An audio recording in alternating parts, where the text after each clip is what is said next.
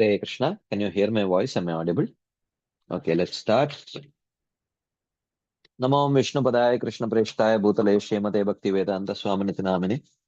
Namaste Saraswati Deve Gauravani Pracharane Nirvishesha Shunyavadi Paschatya Deshatarine. Jai Shri Krishna Chaitanya Prabhu Nityananda Shri Advaita Gadadhara Shivasadi Gaura Bhakta Vrinda. Hare Krishna Krishna Krishna Hare Hare. Hare Rama Rama Rama Hare Hare. Hare Krishna. So thank you all very much for joining today's session. We have been discussing from the sixth chapter of the fifth canto of Srimad Bhagavatam. The chapter is titled as Rishabhadev's Disappearance. So let's start this. Let's do a quick recap of what we have seen here. So after describing in the previous chapter, Shukadeva Goswami described to Parikshit Maharaj that how Rishabhadev was very, very cautious when it came to all these siddhis. He was very careful not to accept it. Okay. So Parikshit Maharaj wants to know why so much caution. Okay. Why so much caution? Is he not the Supreme Personality of Godhead? Is he not the and even if you consider him as a human being, still he is a perfected yogi. The perfected yogis will not be affected by the temptations of the siddhis and all that. Why does he have to be so careful? Rishabhadev, this was the question. So he says, for the Atma Ramas who have burned up the seed of karma, seeds of karma. The seeds of karma are the desires, karma vasanas and the desires. So these Atma Ramas, the very fact that they are called as Atma Ramas means they have burned up all the seeds in the form of desires and vasanas by the knowledge produced by the yoga practice. Then for such people, the mystic powers which arise on their own, it's not that they are endeavoring for it. Excuse me. They arise on their own. It should not produce any suffering at all. Right? We saw the example of someone, a kind of not so wealthy family and a wealthy family going to a resort. The wealthy family would not bother to pick up those complimentary things, that come with the stay. They would just leave it there, considering it to be very cheap. Whereas for someone who has not lived a very affluent life, those complimentary things may seem to be worthy enough to pick up. Okay. So in the same way, for the Atma Ramas who are completely self-satisfied, why should these siddhis create any issues for them? It should not be an issue. Okay. So immediately Shukadeva Goswami starts answering this question. Even though it was not presented in the form of a question, but immediately Shukadeva Goswami understood what was Parikshit Maharaj hinting at. So he said, okay, yeah, what you have spoken is correct. But in this world, really intelligent people do not at all put faith in the unsteady mind, which is like a degraded, cunning person. One should never trust one's mind. Okay. Of course, this is not talking about perfected devotees. Even though from an external perspective, they will act, oh, my mind is very uncontrolled like that. Sometimes when they are in their external consciousness, but they are actually completely conducted by their mind. Um, the perfected devotees they mostly act, according to they actually act impulsively. Okay. Impulsively. I mean, in this material world, impulsive action is said to be a strict red flag. Okay. Impulsive action is a red flag. One should not be acting impulsively. But when it comes to the perfected devotees, impulsive action is very much appreciated because in the material world, impulsive action is generally triggered by Rajoguna. But uh, the in the perfected devotees, the impulsive action is triggered by prema. So those kind of impulsive actions are uh, they are very much appreciated. So that is why Bhagavad Gita says, Bandhuratmatmanastasya yenatmaivatmana jitah anatmanastu shatrutve vartet atmaiva shatruvat. That for a person who has befriended the mind is the best of friends. Whereas one who has not controlled the mind acts as the worst of the enemies. But still, a perfected person, especially a perfected yogi, he's always on alert to be on the safer side. What if my mind is just acting uh, as if it has come under my control? Uh, as if it has come under my control. Okay. So that's what he says. Srila Vishwanath Jagadakur gives a beautiful purport. He says, you have spoken correctly. The mystic powers should not ideally give problems. However, intelligent persons never put faith in the mind. Why? The mind at every moment takes on a new condition. Becoming pure, the mind immediately becomes impure. Uh, so it is pure at one point and immediately it becomes impure. The degraded cunning person after showing friendship kills the trusting person after robbing him. He kills the trusting person after robbing him. After showing its purity with power not to be influenced by lust and anger, one day the mind makes the sadhaka who has become lax in effort to fall down by a sudden appearance of lust or anger. Even though the low-born person constantly studies the dharma and shows good character and is trusted even in the treasury, he sometimes commits theft since his nature is difficult to give up. Similarly, though one trusts the mind, which has been purified by sense control and mind control, and has become fixed in hearing and meditation, the uncontrolled mind becomes absorbed in sinful object when given the opportunity and takes away discriminating knowledge. So, in this context, we were discussing that therefore one has to be always alert. One has to be always alert. One should not be overconfident. Again, we have discussed this before. Mind, even though is projected as the enemy, that word enemy should be seen as obstacle. Okay. It should be seen as an obstacle rather than literally an enemy. We were discussing there is actually no evil force acting against the jiva in this world or anywhere else. There is no evil force. Uh, Actually, everything is favorable for the devotee to attain the lotus feet of Krishna. He just has to be properly guided. That's all. It's just a question of properly being guided. Even the mind is not, uh, the mind attacks when we are inattentive. Just to say that, the journey is not over yet. The journey is not over yet.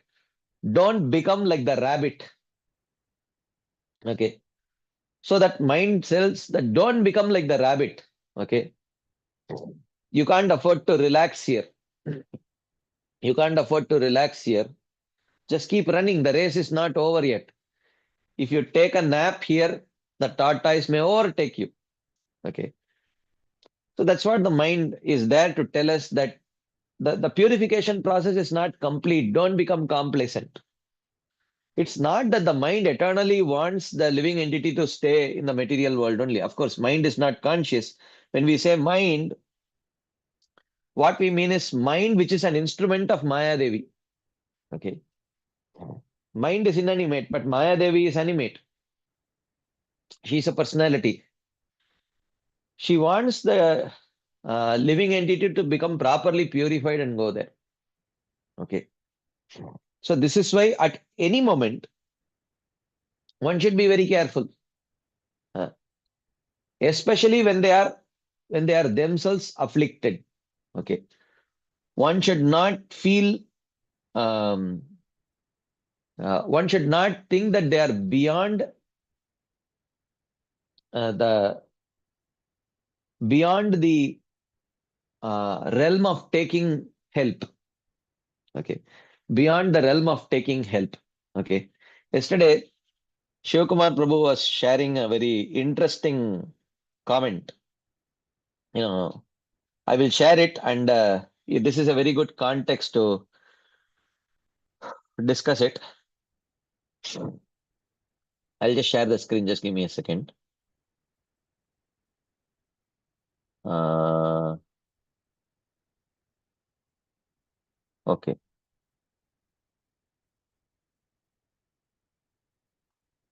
See here. This is called as Solomon's paradox. Okay. Solomon's paradox. This describes the common human tendency to offer wiser, more rational advice for other people's problems than we can apply to our own. Named after King Solomon's wise judgments contrasted with his tumultuous personal life. So when it came to giving advice to others, Solomon would give really wise advice, but when in his own life, he had a very tumultuous life. So why it happens? Uh, it is explained. Emotional interference. Personal problems trigger immediate emotions, making us irrational. Outside problems allow for calm objectivity. This is a very reasonable observation. Okay. This is a very reasonable observation. This is true because when we are ourselves going through problems, then Rajogun and Tamogun become very prominent. Okay. Rajogun and Tamogun become very prominent. When Tamogun becomes very prominent, it, it clouds the clarity. It clouds the clarity. Okay. So then he says, we naturally use a first person involved perspective for ourselves versus a more detached third person view for others. This is important, right? This is true. That is why a cardiologist does not treat himself, right? And it is said that, if for very, even on the best of the, uh, a surgeon, who is treating a brain tumor or something, if that brain tumor happens to be for his or her own son or daughter, it's ideal that he should not be doing it because he cannot do it in a very detached way. They would refer them to other brain surgeons. Okay. Because it's a very tricky thing and because emotions are involved, you cannot do it in a detached way. This is actually a very good thing. So that's why uh, no person should feel that I am beyond the position of taking advice. Okay. Because when we are under trouble, then Rajogun and Tamogun become very, very prominent. So we cannot take a very uh, neutral. We cannot see the problem from a very neutral perspective, which needs a lot of sattva guna. I have seen this personally many times in my own life that when I struggle, uh, when it comes to my own personal problems, I definitely feel a need for someone to throw some light. When I know for the same problem, I have given 100 times the solution to others. But when it comes to myself, somehow, I get clouded. Okay. So another reason he says is cognitive distance. Lack of personal stakes in others' issues enables broader consideration of options and consequences. Okay. Because there is no personal stakes in the other person's problem, it is actually good. It is good and not good in one sense. Okay. If the person is actually wise and has a generic goodwill towards others, he should have a generic goodwill, but not lot of personal stakes. If he has a generic goodwill and wisdom, then he can give the proper guidance. But when there is lot of personal stakes, then immediately Rajogun and Tamogun kicks in. When Rajogun and Tamogun kicks in, then rational thinking becomes very difficult.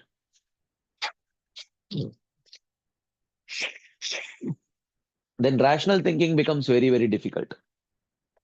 So that is why, oftentimes, the other day we were discussing, Sridhama Saka Prabhu was also bringing out the point that when it comes to our own children, to be patient becomes very difficult. Okay. We become very impatient. But when we are guiding others, we talk about patience. But when it comes to our own children, that patience becomes very difficult, which is very natural because there is a lot of personal stakes. We cannot see it from a very neutral perspective unless the person is extraordinarily uh, has a very strong inner wiring of sattva guna. It becomes very difficult. Uh, that is why we see that in many cases people may be very easily able to guide others, but when it comes to their own children may not listen to them. This is a very naturally observed phenomenon. This is a very naturally observed phenomenon because, this is a very reasonable point, because when there is lot of personal stakes, the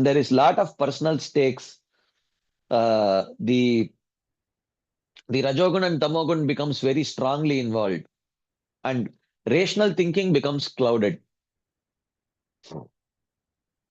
But at the same time, when there are absolutely no personal stakes, uh, when there are absolutely no personal stakes, then the person may not, uh, then the other person may not be actually stimulated to think for a solution for our problems also.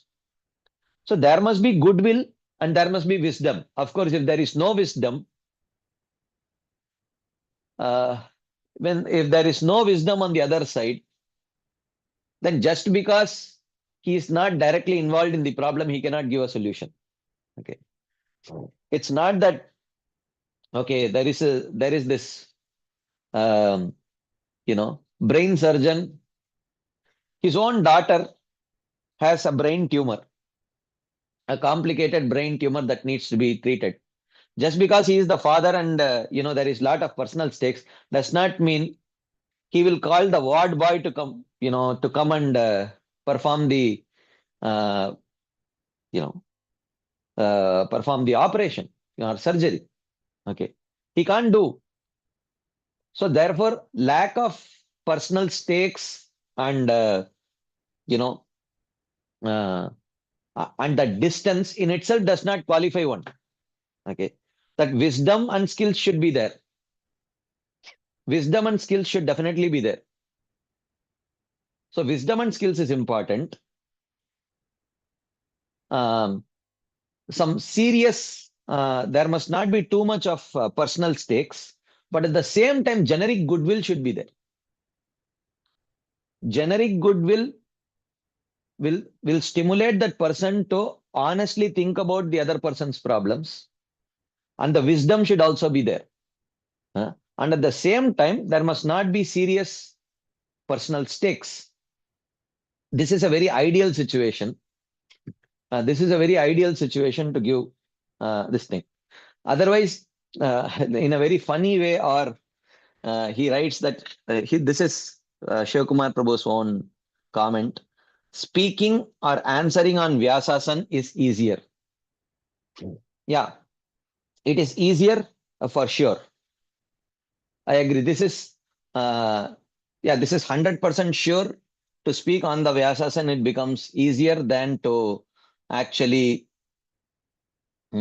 than to actually, apply it in personal life. And this is true with everyone, or at least this is true with all the sadhakas, because when it comes to personal application, when we are going through actual personal problems, then the Rajogun and Tamogun becomes very prominent. So one need not be very much ashamed of this. One need not be very much ashamed of it.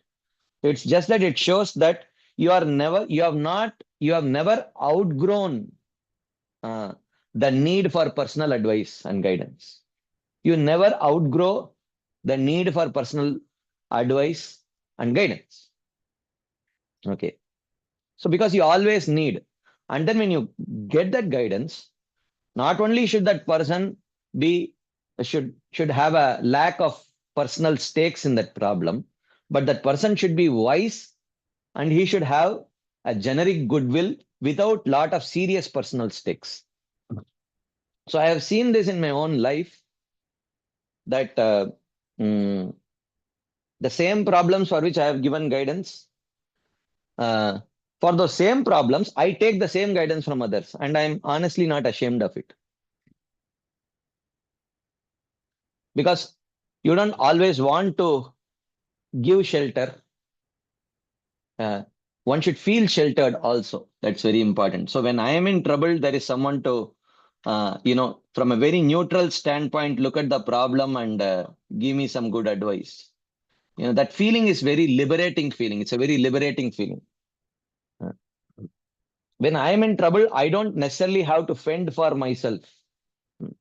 I don't necessarily have to fend for myself. Okay. So this is very natural. Unless a person completely escapes the realm of the three modes. Hmm. This is very natural. Krishna says in Bhagavad Gita, Rajas Rajasattvam tamaschaiva tamasattvam rajastata. There is always this competition between the three modes. Sometimes sattva becomes prominent, and it subdues the rajas and tamas. And sometimes rajas become prominent and it subdues sattva and tamas. And sometimes tamas becomes prominent and it subdues sattva and rajas. So this is natural.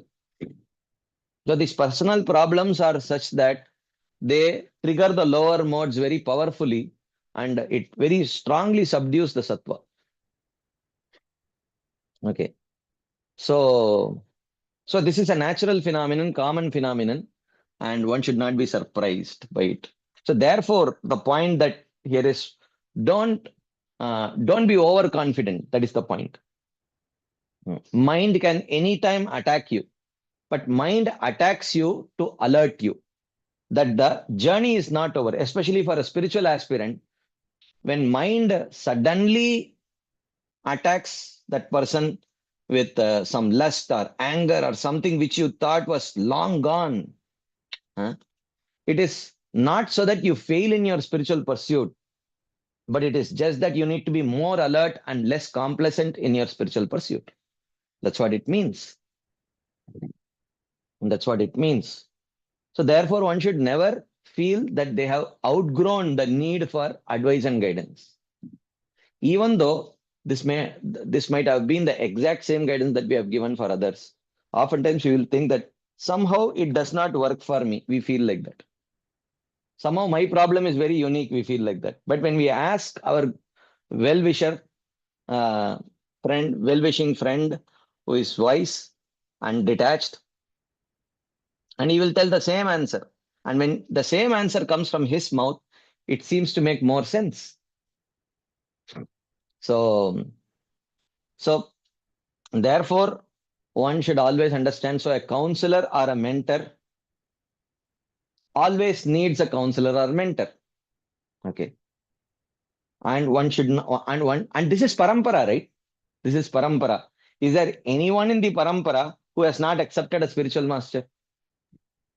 Everyone accepts a spiritual master, and no one feels ashamed or apologetic for accepting a spiritual master. No one feels ashamed or apologetic for accepting a spiritual master, because this is the nature of parampara. No one feels that I have outgrown. I have outgrown. And Sanatan Goswami, when he approached Sri Chaitanya Mahaprabhu, uh, he was already a great personality.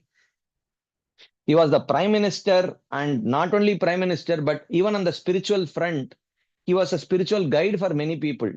Uh, when he was serving the Nawab Hussain Shah. Then when he came back, when he came to meet Sri Chaitanya Mahaprabhu, he took that humble position and asked, eh, uh, who am I? And why am I suffering in this world? Such basic questions. It's not that he didn't know. So, uh, so this is natural. So to feel that someone is over me, hmm, to feel that someone is over me, protecting me, giving me shelter is such a liberating feeling, actually. It is such a liberating feeling. Actually, uh, the other way around, but when Rajas becomes very, very prominent, when Rajogun, then we think that, I don't need anyone. I don't need anyone. I think I have figured out everything for myself. So when that feeling becomes very prominent, you know, at the corner of the heart, there will be this lingering insecurity, lingering fear. What if I am wrong? What if I am wrong? What if I am proved wrong? The whole world is watching. The whole world is watching um, my audacious actions. Uh, uh, the whole world is hoping and praying that I make a mistake and fall. Even though the whole world does not care about you, but then we feel like that. Why? Because of the strong Rajogun. At the corner of our heart, we know that this is not true. I can make a mistake anytime. So that is the point. Don't become complacent. So the mind, which is an instrument in the hands of Maya Devi, who is actually benevolent, who is actually very benevolent. Time and again, when complacence becomes a problem, when the rabbit starts taking rest, Maya Devi takes the whip of mind and whacks the rabbit. Don't become complacent. The journey is not over yet. Like that. Similarly, though one trusts the mind, which has become purified by sense control and mind control, and has become fixed in hearing and meditation, the uncontrolled mind becomes absorbed in sinful object when given the opportunity and takes away discriminating knowledge. So we were discussing on this topic also yesterday, that people say that morality is lack of opportunity. But actually, lack of opportunity is a very good platform to develop true morality, especially when the person is attached to a process which is capable of purifying the heart, which is capable of purifying the heart. So if the tendency, so if one is attached to the path of bhakti, which is cheto darpana marjanam, which is capable of purifying the heart, then till that purification happens, lack of opportunity is very important actually. One should not, we were discussing, fools rush where angels fear to tread. Okay. We should not think that we are so great that I will not be touched. I wish to really check what my morality levels are. What are we going to do by checking that? Doesn't matter. Okay. The point is, we don't want to check our strength. The purpose is, on the path of bhakti, we can always borrow strength. Everything can be borrowed. Strength can be borrowed, intelligence can be borrowed. Everything can be borrowed. Just that we should have the purpose, we should have the goal of somehow attaining the lotus feet of Krishna. Somehow I want to attain the lotus feet of Krishna. That goal should be there. And everything else can be borrowed. Krishna is not disallowing. Krishna is telling that, copying is allowed in this exam. Please feel free to take the answer sheet from your neighbor and copy the answers. I'm not going to penalize you for that. I'm not going to penalize you for that. So, therefore, we don't want to check. I want to check what is the power of my austerity and vairagya and all that. We don't have to do that. Okay. Because it is not on the strength of all these things that we are going to attain the lotus feet of Krishna. It is on the strength of our mood of surrender, our mood of seeking shelter of others. So that is the only way. So therefore it is said one should never make friends with the unsteady mind, because the trusting mind, by the trusting mind, even the long-standing austerity of Lord Shiva was quickly destroyed. The mind of the yogi who trusts it gives opportunity to lust and its followers, that is anger and greed, just as the trusting husband's loose wife gives opportunity to her lover. What intelligent person would trust the mind, which is the cause of lust, anger, pride, greed, lamentation, illusion, fear, and the cause of bondage by karma? So we were discussing the other day that a person who has actually conquered the mind by the path of bhakti will never feel that I am very safe. Whoever thinks I am very safe actually is he has not overcome the influence of the mind. He has not befriended his mind. And that is the point. So then, talking about this disappearance of Rishabhadev, we saw, though he was the head of, so this was the clarification that Shukadev Goswami gave to Parikshit Maharaj about why Rishabhadev was very cautious about not accepting um, the mystic siddhis. So then coming back to the topic about how the life of Rishabhadev, he said, though he was the head of all the protectors of planets, he hid his nature as the Supreme Lord by appearing dull-witted, wearing the dress of an avadut and speaking like an avadut. Teaching the yogis how to give the material body, he desired to give an appearance of giving up his body. Because his body is eternal body. That form is eternal form. Just like Krishna gave the appearance of giving up his body, Rishabhadev also gave up, he gave an appearance of giving up his body. So constantly seeing himself as non-different from the Lord and having no obstacle of material energy obstructing him, imitating the avadut, he ended his pastimes on earth. The body of the Supreme Lord Rishabhadev, who hid his qualities as a Lord during his pastimes, wandered over the earth as if moving by the remaining shadow of Vidya's influence. As if. Though actually he was under the influence of Yogamaya. Reaching Konka, Venka, Kutaka in Karnataka state in South India, by his own will he came to Kutakachala. He moved like a madman, naked, with disheveled hair and a stone in his mouth. An intense forest fire created by the rubbing of the bamboos, agitated by the force of the wind, devouring everything, burned up the forest along with Rishabhadev. Okay, this is where we ended. Oh, no, little bit more. So at that time, King Arhat of Konka, Venka and Kotaka regions, hearing about and learning the activities of Rishabhadev, would become bewildered when adharma increased in Kali Yuga by the results of bad karma. So he became bewildered. So rather than, in this context, we were discussing, it is always safe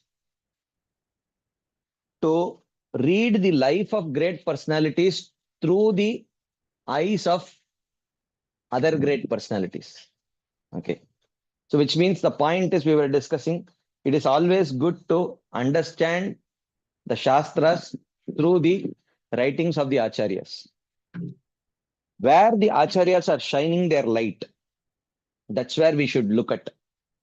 Okay. Otherwise, we may derive the wrong lessons, and Bhagavatam itself is the proof of that. Bhagavatam itself says, Shukadeva Goswami says, this King Arhat, he learned from the life of Rishabhadeva only. But what did he learn? He learned the wrong thing.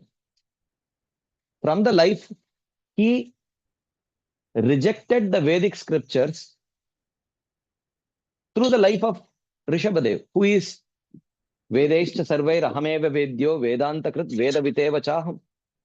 Vedantakrit, the writer of the Vedas, the Supreme Lord. But learning from the life of the Supreme Lord, he rejected what has been created by the Supreme Lord, the Vedic scriptures.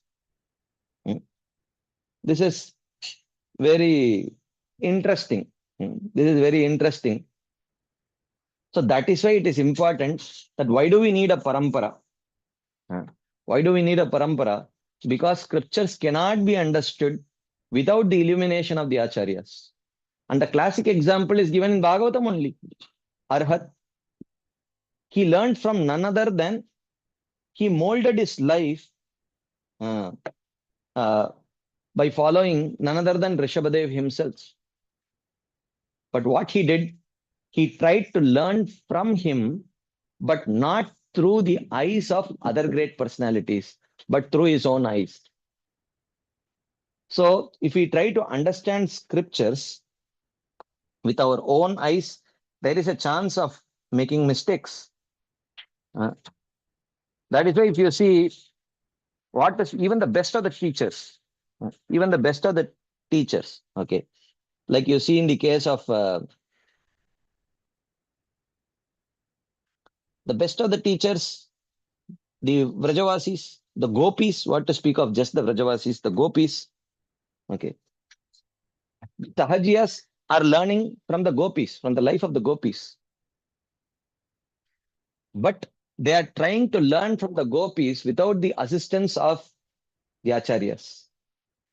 And see what is the result. Prabhupada says, instead of getting purified, they are getting putrefied. In Prabhupada's words. And here is the case of Arhat. He is learning from the Supreme Personality of Godhead himself. He is learning from the Supreme Personality of Godhead himself. But he was becoming bewildered. He became bewildered and he spread the religion of Jainism, which actually rejected the Vedic scriptures. So he propagated a deviant path. Sampravartishyate kupata pakandam asamanjasam, which rejected the scriptures. So he says the jivas of Kali Yuga looking in the external world will get benefit by hearing and chanting the pastimes of Rishabhadev, but not by imitating his behavior. Because the jivas in Kali Yuga are incapable of looking inward, they become fallen by becoming fixed in Rishabhadev's external conduct alone. The person called Arhat will be born in the future. So which means while this conversation was happening between Shukadeva Goswami and Parikshit Maharaj, Arhat was not yet born. So Arhat, we were discussing yesterday also, or on Friday, he was not a contemporary of Rishabhadev. He was not a contemporary of Rishabhadev. He heard about Rishabhadev, or he would read about or hear about Rishabhadev much later. Much later. Rishabhadev appeared much before the conversation between Shukadeva Goswami and Parikshit Maharaj happened. Arhat would come much later. Okay. Hearing of Rishabhadev through local scriptures, he thought he would also become similar by imitating Rishabhadev's activities. He learned about his activities in detail. When adharma would increase in Kali Yuga because of what would inevitably happen as a result of bad karma, Arhat became bewildered. Okay. So, this is where we ended our discussion on Friday. I am sorry I took a long time to recap. So let's cover a few more verses before we open up for some discussion.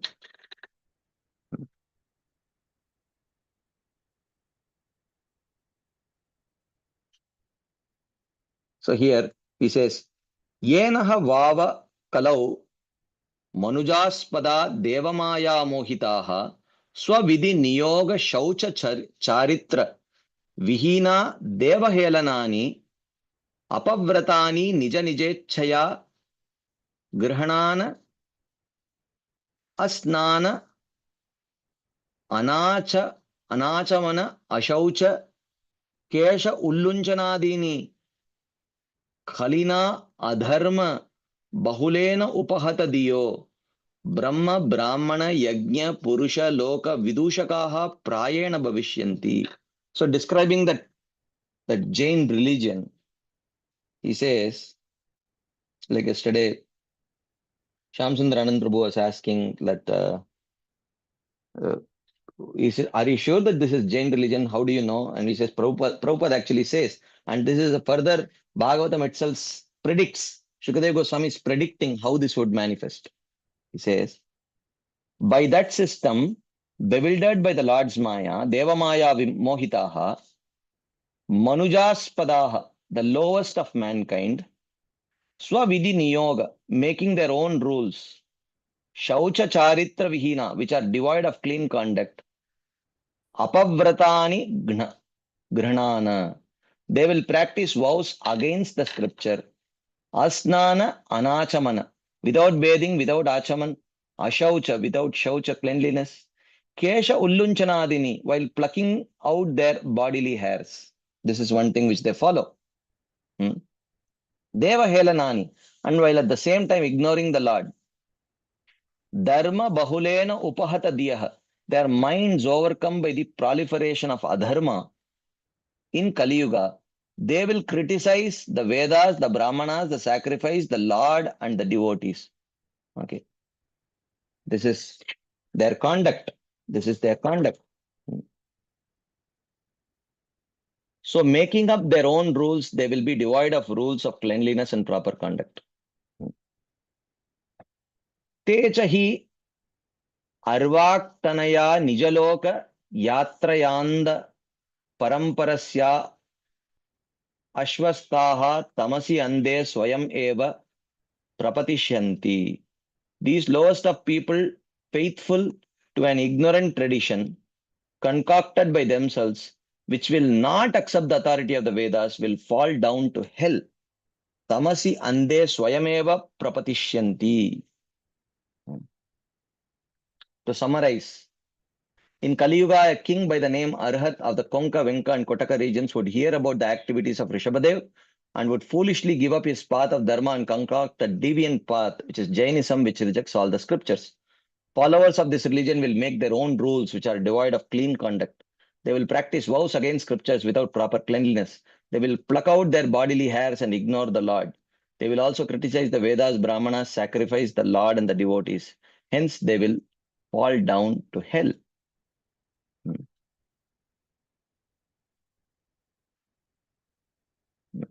So,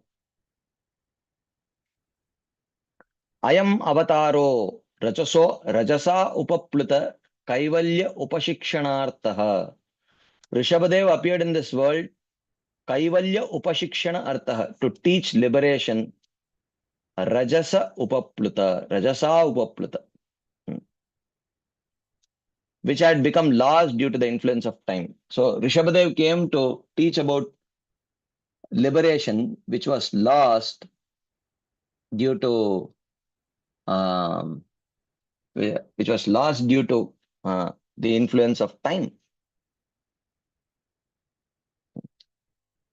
When Rishabhadev appeared, the Jnanis of that time were supposed to follow his example. He came to teach Jnana Yoga, which had been lost due to the influence of time. Or he came to teach the path of liberation to those who were overcome by Rajoguna.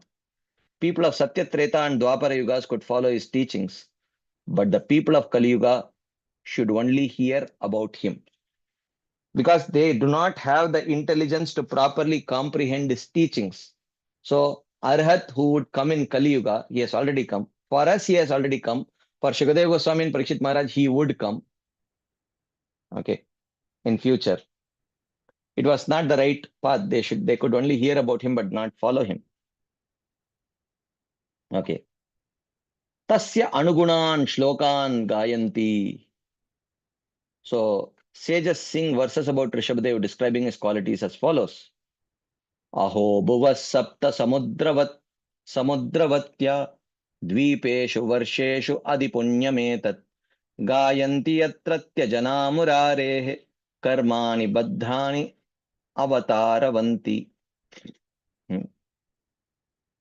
Amongst the lands in the islands with 7 seas on this earth, Bharatavarsha is the most pious because its inhabitants sing about the auspicious activities of the Lord's incarnations.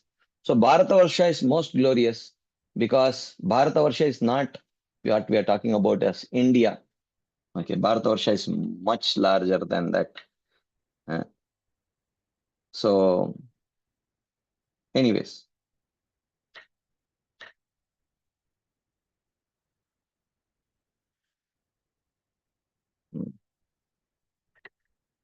Among the countries, Bharatavarsha is the most pious because the inhabitants sing about the activities of the Lord's incarnations. Aho no vamsho yashasavadataha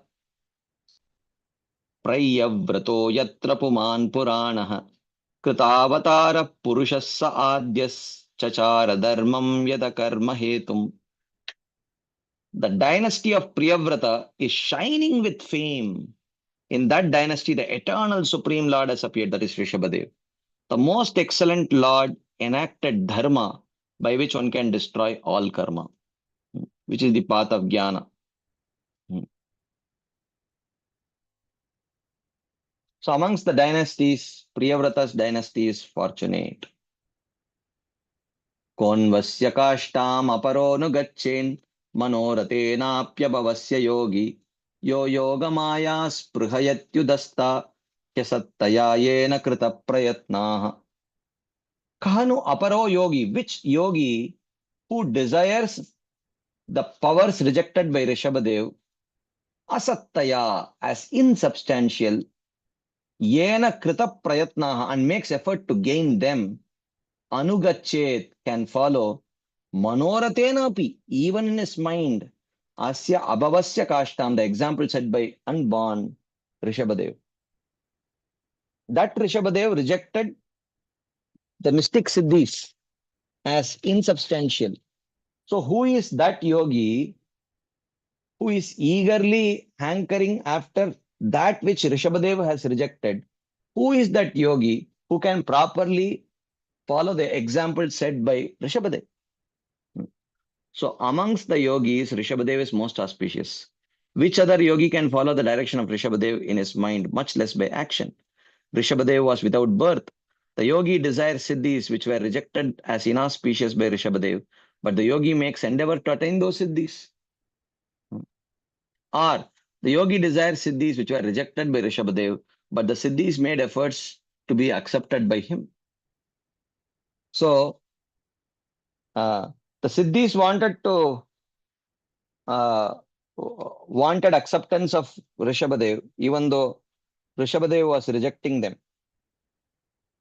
Whereas these other yogis were running after the siddhis, whereas the siddhis really did not want to be accepted by them.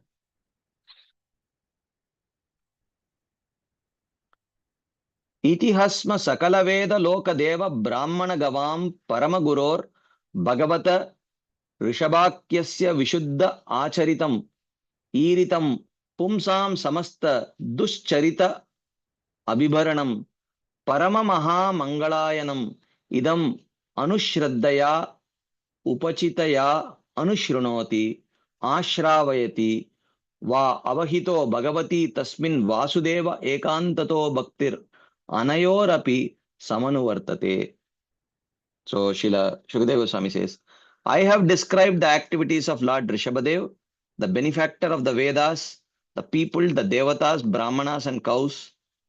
With great faith, one should attentively hear and chant this story which destroys all sins of man and creates complete auspiciousness. Pure bhakti for Vasudeva will develop in the attentive hearer, chanter, rememberer of or enjoyer of these pastimes.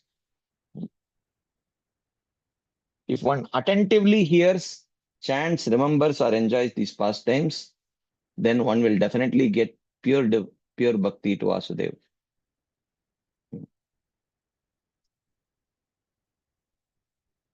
Okay. So in the purport, he says, the people of Kali Yuga derive greater benefit by hearing and chanting the pastimes of Rishabhadev, whereas the yogis of other yugas derive benefit from practicing his system of yoga. But in Kali Yuga, they should not be practicing it. The pure activities of Rishabhadev, who acted for everyone's benefit, have been described. His teachings have been described in verses such as 5.5.1, Nayam Deho Dehabhajam Triloke, those verses. Ashravayati means to chant. Both the hearer and chanter, as well as the person who remembers and the person who enjoys the topics, he develops bhakti.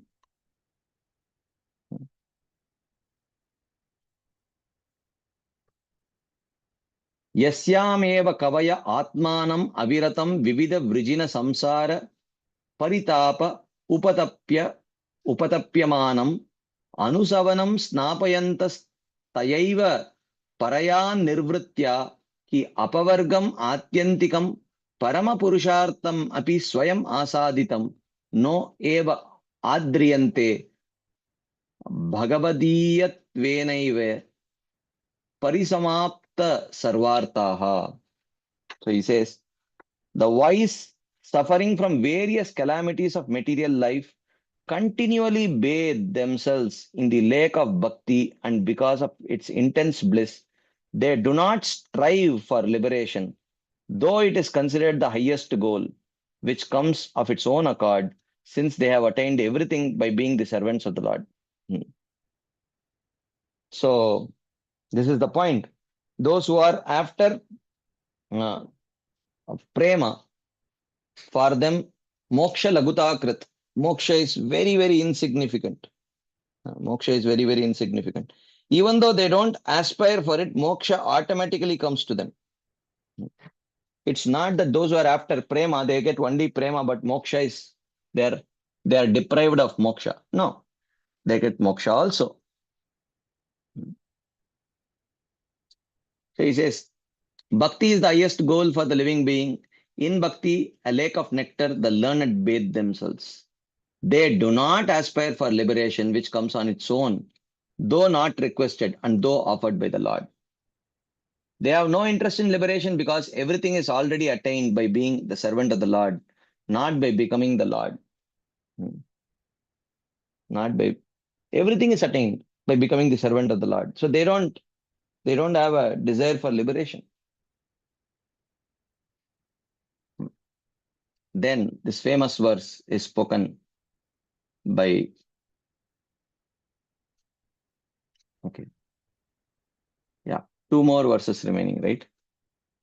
18 and 19. Two more verses remaining. This is a famous verse. Shukadeva Goswami is speaking to Parikshit Maharaj. Okay. Why is he speaking this and what he is speaking? Let's see.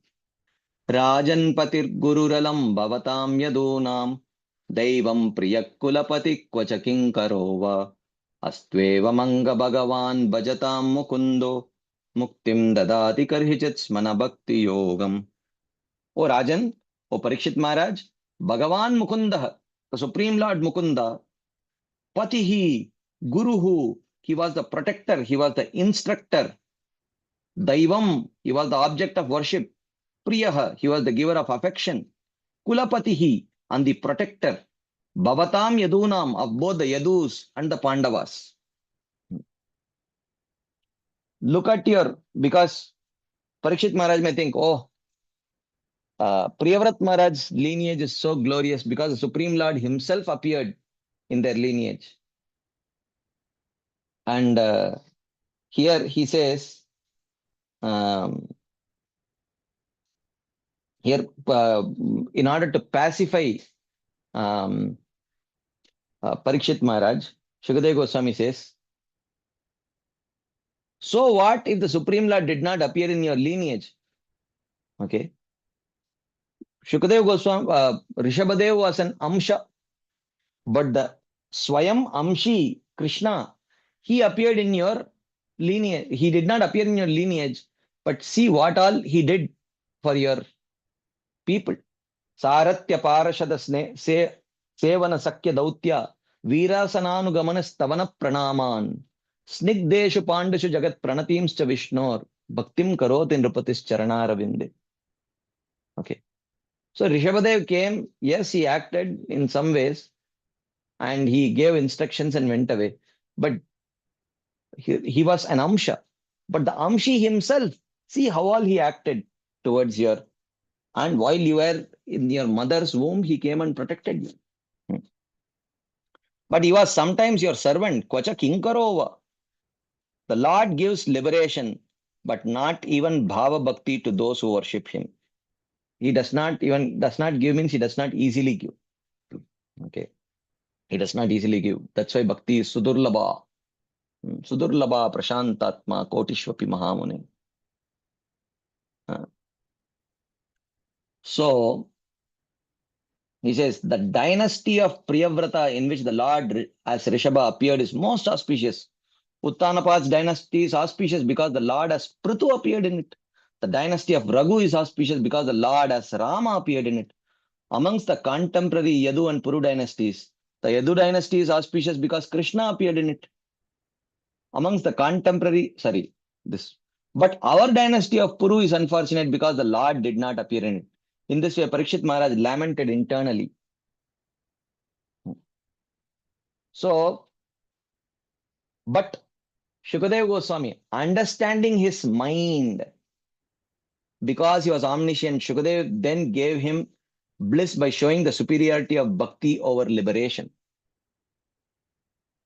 So this is another thing, He was not eager to just speak. He was eager to understand what was going on. What it is not even what Parikshit Maharaj verbally expressed to Shukadev Goswami. Parikshit Maharaj did not even verbally express this. This was his internal mood, which Shukadev Goswami could immediately find out. And immediately, Shukadev Goswami is addressing it. This is, so basically, he was not just eager to speak what he had prepared. He was eager to understand what was the need of the recipient. And this is the need of the recipient.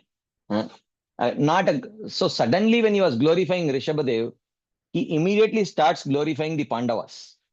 Rajan Patir Gururalam Bhavatam Yadunam Daivam Priyak Kulapati Kvachakinkarova Astvevam Anga Bhajatam Bhagavan Mukundo Muktim Dadati Karhichit Smana Bhakti Yogam. So why are you lamenting that the Supreme Lord did not appear in your lineage? O King, Krishna is the protector of the Pandavas and Yadus. He is your instructor and object of worship.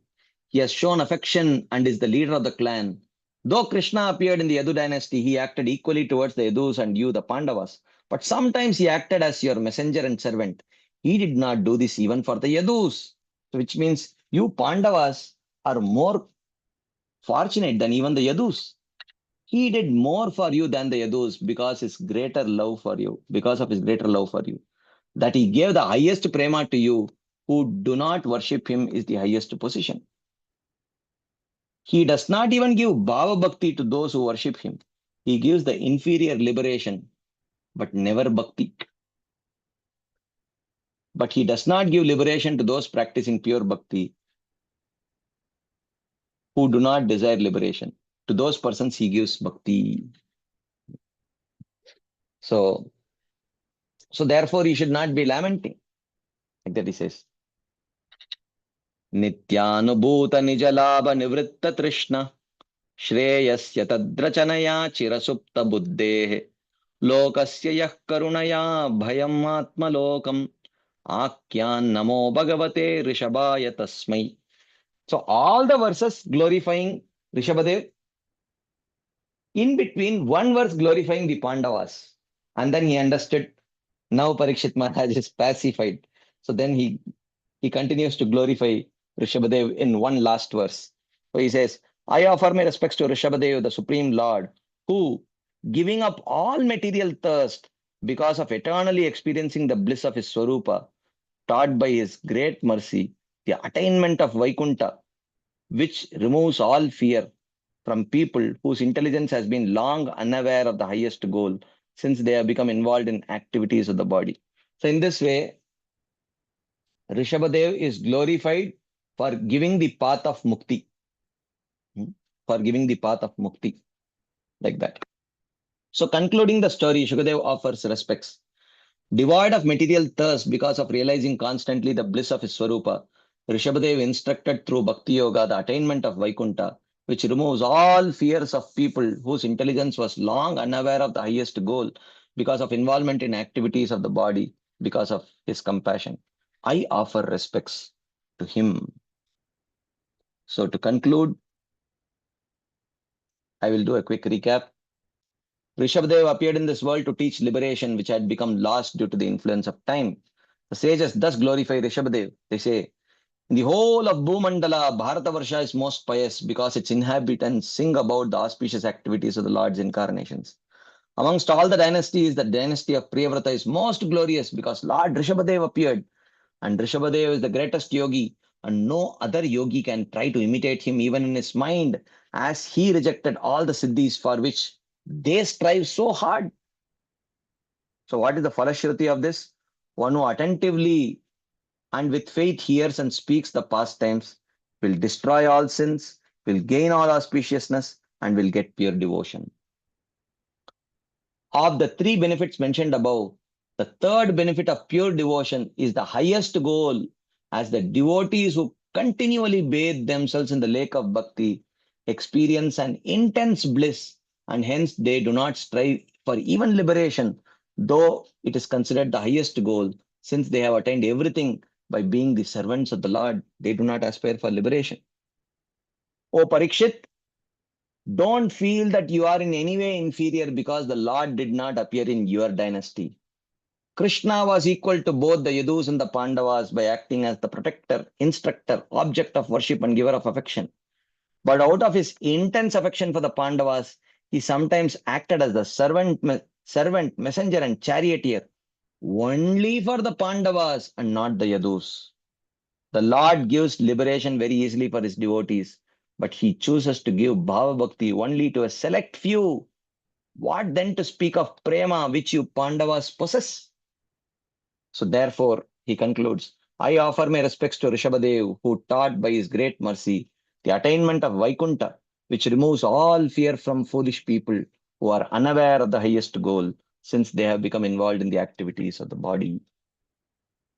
Thus ends the commentary on the 6th chapter of the 5th canto of the Bhagavatam for the pleasure of the devotees in accordance with the previous acharyas. Okay. Any quick discussion points, comments, questions we will take right now? There are some questions in the chat box. Let's take them first. Yeah, mind is thinking, feeling, and willing on material. What about Lord Buddha? He also rejected Vedas. Yes. So we accept Buddha as the incarnation of the Supreme Lord, but the purpose of that incarnation was to introduce an emergency religion in order to distract those who were misusing the words of the Vedas and promoting violence by animal killing. So it was a Tatkalika Dharma. It was an emergency religion.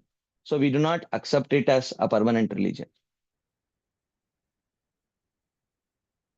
Avashya Rakshish. Avashya Rakshibe Krishna Vishwasapalana. Or Rakshishyati iti Vishwaso is not confidence that Krishna will protect. Yeah, I don't know what is the context of this question. Yeah, it is true. So then, next question.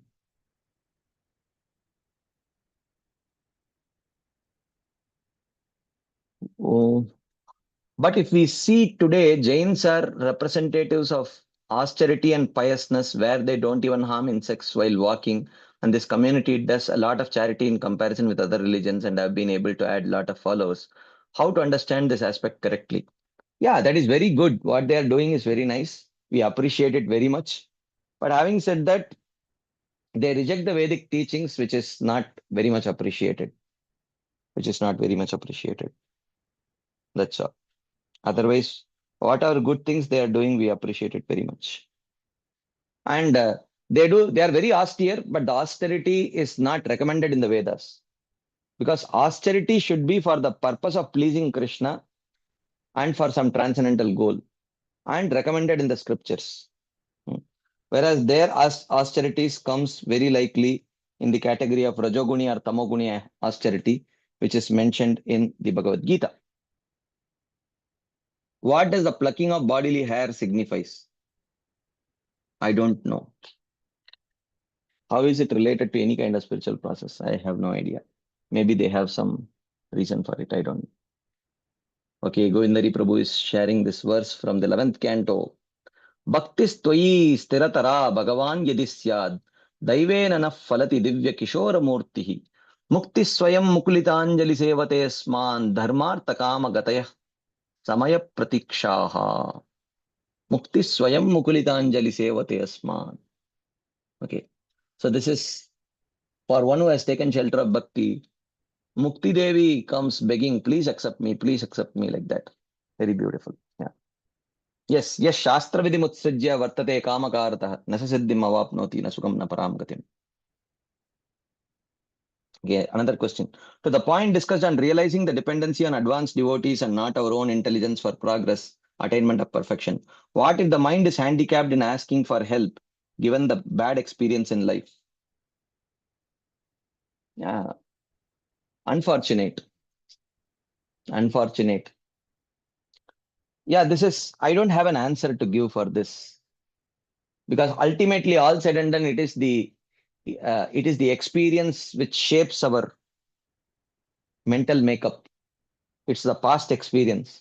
If the past experience has not been good, then the logic has already been set.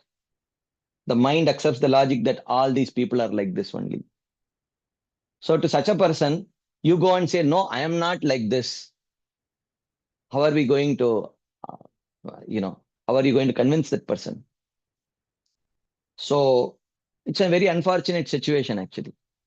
It's a very unfortunate situation that if someone has bad experiences because of which they are unable to take guidance, to such a person we can only it's a very, very gradual process. It's like a chronic ailment.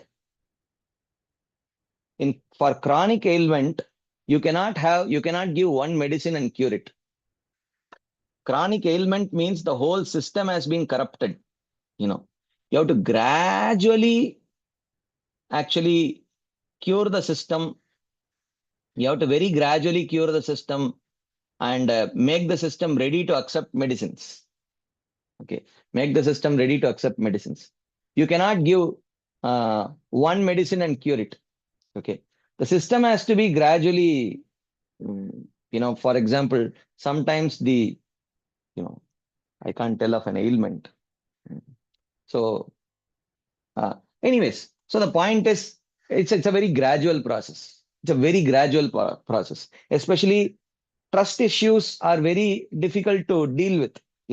If people are unfortunate enough to persistently experience, undergo experiences which erode their trust in the superior authorities, it's the most difficult problem to solve, actually.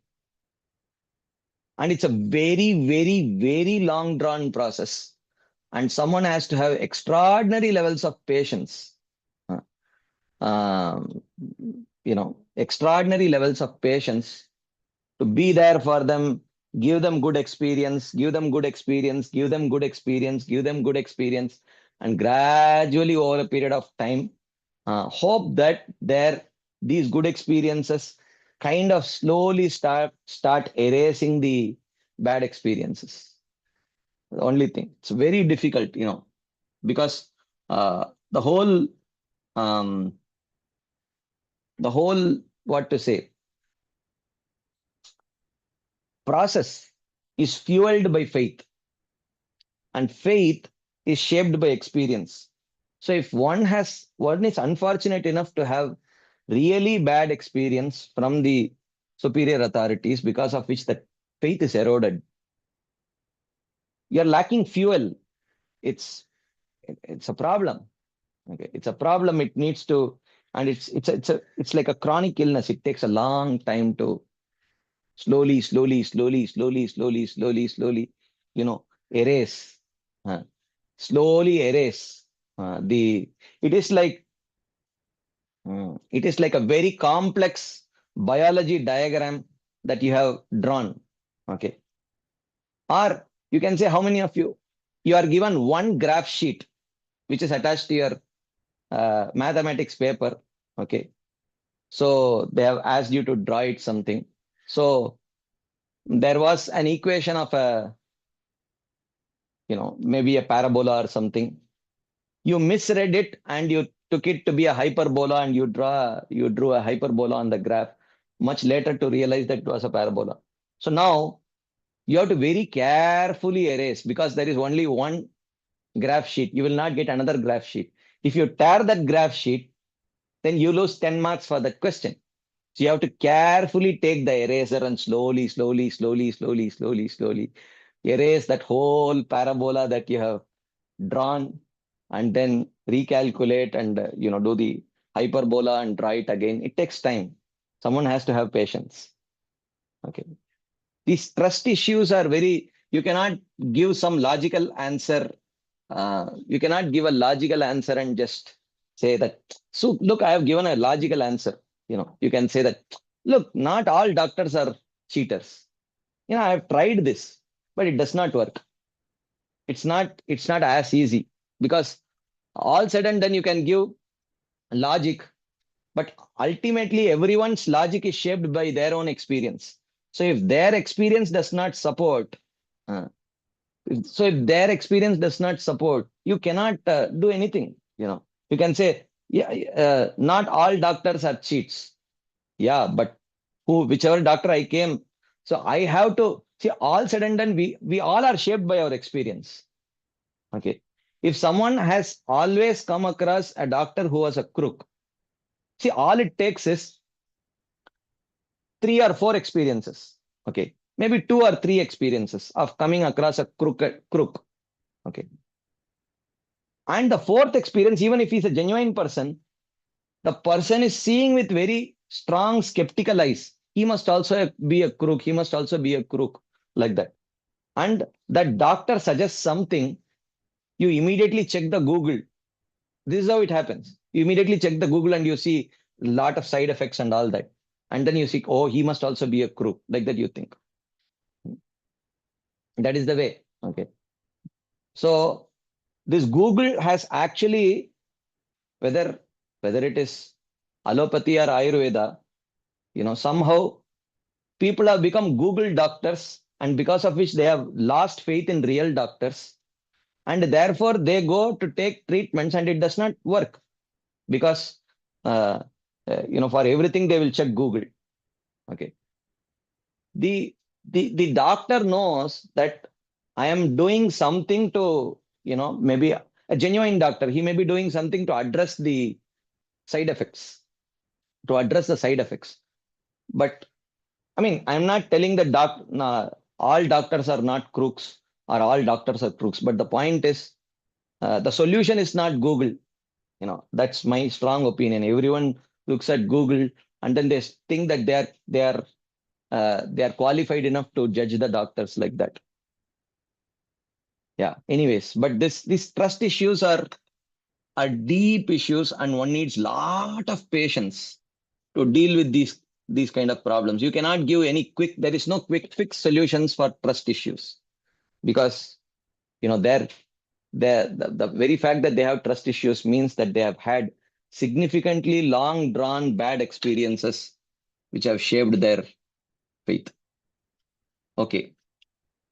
We have 3 hands up and we have about 12 minutes time. So if you can keep your questions short, then we can try to cover as much as possible. Madhavi Gopi Mataji. Hare Krishna Prabhuji, Dandat Pranam. Dandavat. Prabhuji, it was mentioned that this about Jainism, that because of lacking faith in the Vedas and rejecting the Lord, they all will go to hell. Like that, it was mentioned. And it was Yeah, also mentioned that Shukadev Goswami forecast to Parikshit Maharaj that yeah, this is what is going to happen. The person named Arhat will come and he will follow the Rishabdev and he will do follow start Jainism like that. yeah. So means my confusion is if it was already known that certain activity of certain person will take lot many people to hell.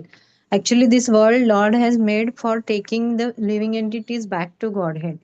But Hmm. if something is known like this, then can't it be prevented? Like when it was known so many years prior only. Like, Well, he will not be deviating people who are proper followers.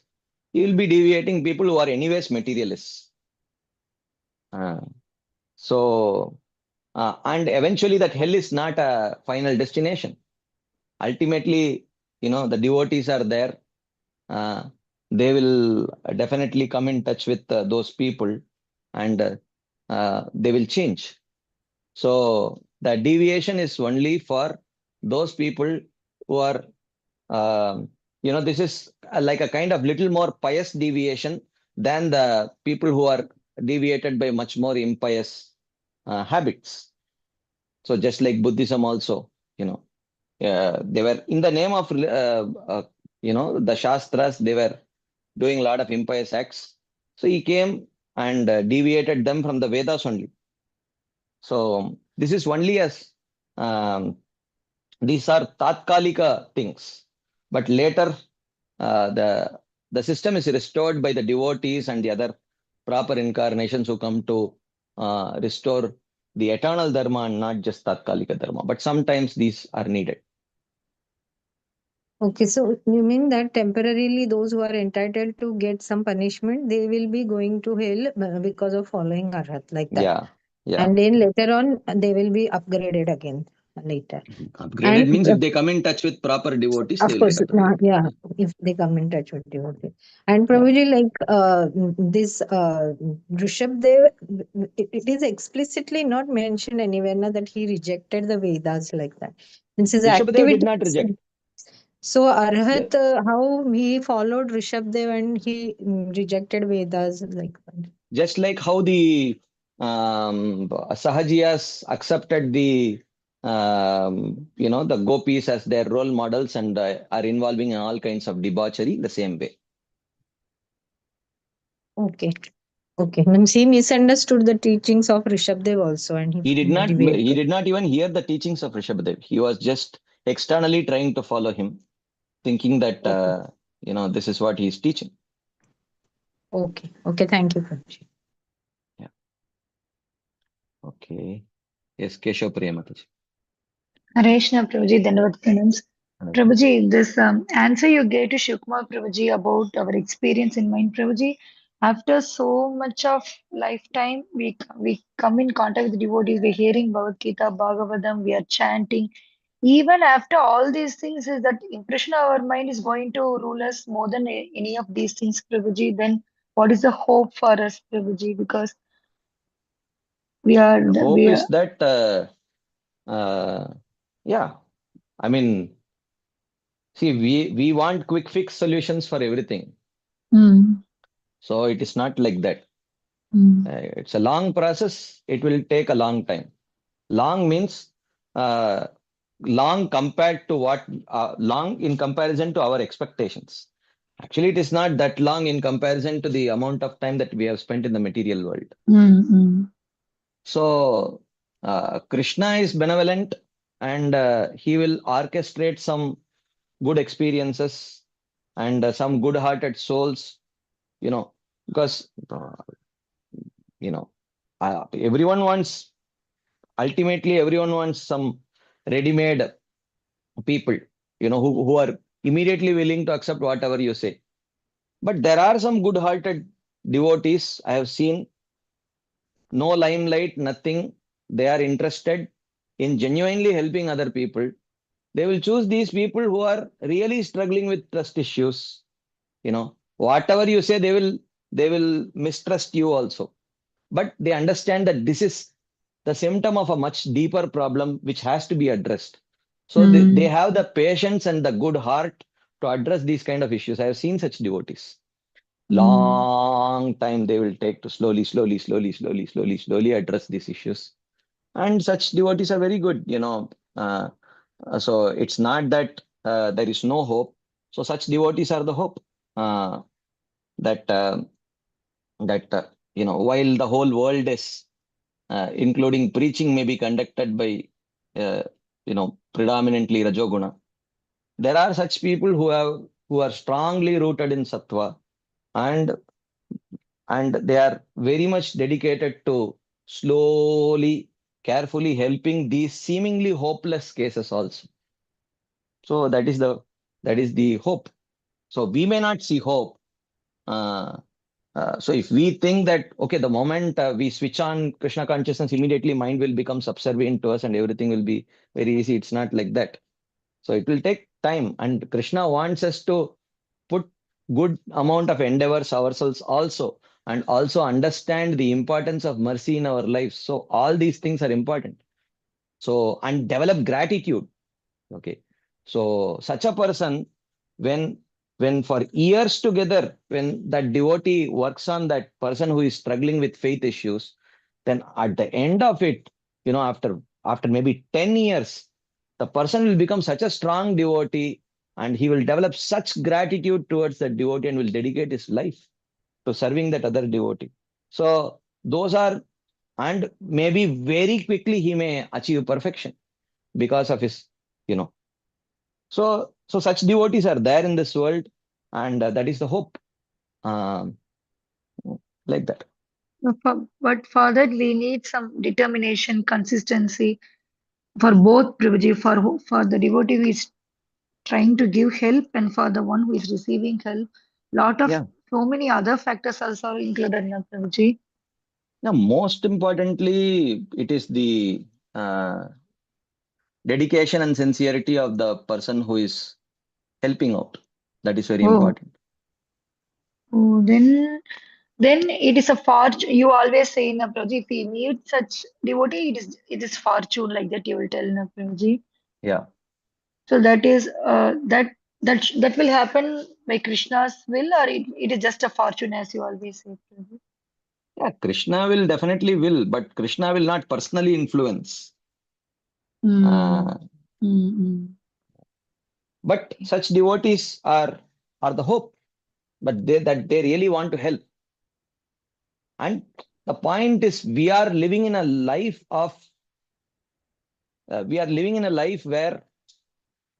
which is driven by a mode of entitlement and rights. Mm, mm, Okay, that is why this becomes very difficult to digest. mm, So, unless we really understand the meaning of mercy, um, mm, or the uh, what is the very foundation of mercy, it becomes very difficult to digest this. Uh, so, uh, yeah, but Krishna has mercifully sent these devotees, and they want to help. So, but we are so much conditioned by, rules and regulations, that you say that make a rule and tell us what is the qualification, and I will try to get the qualification. Because that is the mm. system we have already come through. We fight. I want to fight for my right, you know. Correct. So that is very deep in our heart. So we want to know, Arey yaar, tell me Mm, what I need to do. Tell me what I need to do. And when you say that, you, you know, if you are fortunate, a devotee will come, that really unsettles us completely.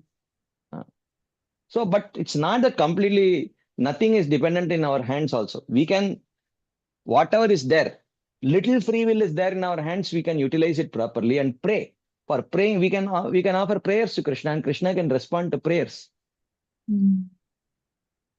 like Very, that. very beautiful answer, Prabhuji. Prabhuji, my question was today, here in the first 6 shlokas regarding mind, uh, Shruti Goswami says, don't never trust this untrustworthy mind. Never become friend with this, like that he is telling Prabhuji. But Yeah. again in Bhagavad Gita, Krishna says, befriend your mind, make your mind your friend. How to understand the both, Prabhuji? Because mind is always, it is untrustworthy, then even if you make a friend of it, it will not, it is not trustworthy enough, Prabhuji. Well, what it means is that a person who has really befriended the mind would still think that I have not befriended the mind. It's not Hmm. that mind cannot be befriended, mind can be Hmm. befriended. Hmm. That's what Krishna says in Bhagavad Hmm. Gita. Hmm. But the symptom of a person who has befriended the mind is that he will not think that, oh, mind is just my servant now. He will not think like that. Oh, That is the meaning. so the message here is, if you're perfectly befriended mind also, you should be careful enough of the mind like that, Prabhuji. Yeah, yeah, yeah. And Prabhuji, again, it's a comment. Thank you so much for the analogy, Prabhuji. I am making a list of the analogy you're making. That itself explains many of the philosophy just with that analogy, Prabhuji. Today's analogy was mind-blowing. Thank you so much, Prabhuji. Hare Krishna. Okay, I am sorry, Mother Gail. It's time, and I wish to follow the protocol. So definitely, please remember your question, and tomorrow we will take your question first. So for now, we will pause here. Thank you all very much for your patient listening and your enthusiastic participation. Srila Prabhupada ki jai. Srila